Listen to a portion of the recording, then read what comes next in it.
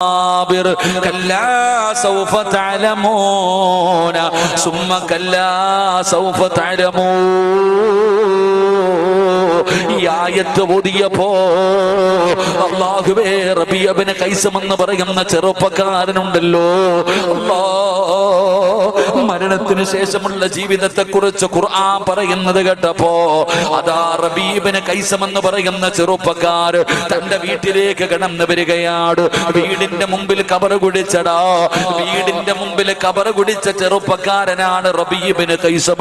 തന്റെ വീടിന്റെ മുറ്റത്ത് ഖബർ കുഴിക്കുകയാണ്, എന്നിട്ട് അതിനകത്ത് ഇറങ്ങുകയാണ്.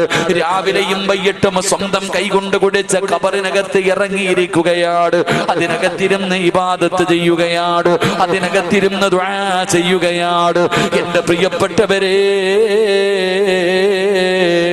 ഒരു ദിവസം രാത്രി വീട്ടിലേക്ക് ചെല്ലുമ്പോ ഇബാദത്തിന് വല്ലാത്ത ഒരു മടിയാ, ഇബാദത്ത് ചെയ്യാൻ മനസ്സനുവദിക്കുന്നില്ല. ഒരു മടി വരികയാണ്, ഒരു ക്ഷീണം വരികയാണ്. പടച്ചവരെ, റബീഅ ഇബ്നു ഖൈസം എന്ന് പറയുന്ന ചെറുപ്പക്കാരൻ ഖബറിനകത്തിറങ്ങും, പലകയെടുത്ത് നിരത്തി വെക്കും, ഖബർ മുകളിൽ നിന്ന് അടച്ചു വെക്കും. എന്നിട്ട് ആ ഖബറിനകത്ത് കിടന്നിട്ട് റബീഅ ഇബ്നു ഖൈസം വിളിക്കുന്നു, റബ്ബിർജിഊ, എന്നെ മടക്കണേ, എന്നെ രക്ഷപ്പെടുത്തണേ, എന്നെ രക്ഷപ്പെടുത്തണേ. ഖബറിനകത്ത് കിടന്ന് നിലവിളിക്കുമ്പോ ഭാര്യ ഓടി വരികയാ, അയൽവാസികൾ ഓടി വരികയാ. ഖബറിന്റെ അടപ്പെടുത്തു മാറ്റിയിട്ട് റബീഅ ഇബ്നു ഖൈസം അവിടെ നിന്ന് രക്ഷപ്പെടുത്തുകയാ, ഖബറിനകത്ത് നിന്ന് രക്ഷപ്പെടുത്തുകയാണ്.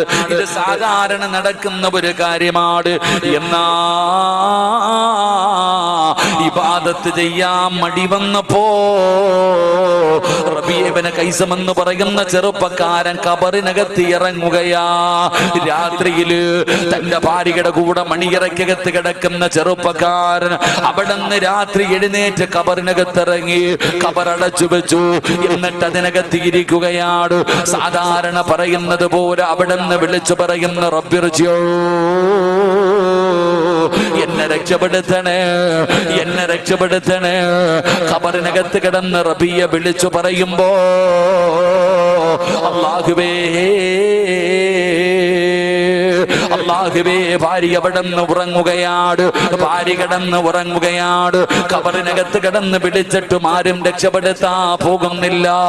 കാര്യം ഭാര്യ കിടന്ന് ഉറങ്ങുകയാണ്. അവസാനം ഒരു നിലവിളി കേൾക്കുകയാണ്, ഒരു അട്ടഹാസം കേൾക്കുകയാണ്. പടച്ചവനെ, റബീഅയുടെ പ്രിയപ്പെട്ട ഭാര്യ ഉറക്കത്തിൽ നിന്ന് ഞെട്ടി ഉണരുകയാ.